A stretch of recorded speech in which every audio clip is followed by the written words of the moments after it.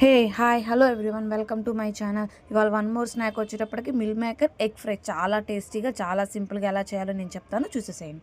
ముందుగా ఒక తెపాల్లో నీళ్లు పోసేసుకొని అది బాగా హీట్ అయ్యాక దాంట్లోకి మిల్ మేకర్ వేసుకొని ఇప్పుడు నేను వీడియోలో చూపిస్తున్న విధంగా బాగా బాయిల్ చేసుకోవాలండి.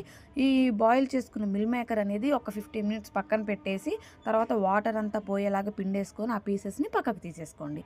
ఇప్పుడు ఒక కళాయిలో ఆయిల్ పోసేసుకొని 2 టేబుల్ స్పూన్స్ ఆఫ్ ఆయిల్ పోసుకొని దాంట్లోకి ఉల్లిపాయ పచ్చిమిర్చి పీసెస్ అనేది వేసేసుకొని కరివేపాకు యాడ్ చేసుకొని ఒక 5 మినిట్స్ వేయించుకోండి.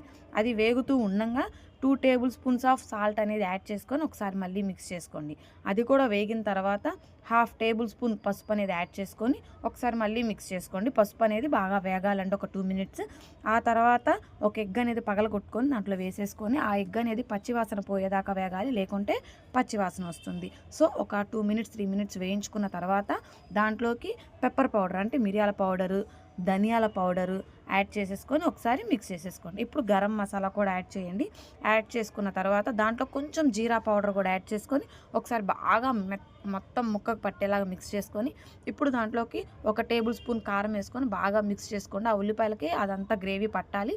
అదంతా అయిపోయిన తర్వాత మీడియం ఫ్లేమ్లో పెట్టుకొని ఇప్పుడు మనం ఉడకబెట్టిన మిల్ మేకర్ అనేది యాడ్ చేసుకొని వేసేసుకొని బాగా మిక్స్ చేసుకున్న తర్వాత దాంట్లోకి 2 table spoons of lemon water అనేది యాడ్ చేసుకోవాలి.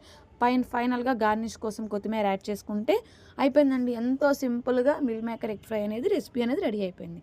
దీన్ని కనుక మనం ఆనియన్తో ఫ్లేవర్తో కనుక మనం టేస్ట్ చేస్తే చాలా టేస్టీగా ఉంటుంది.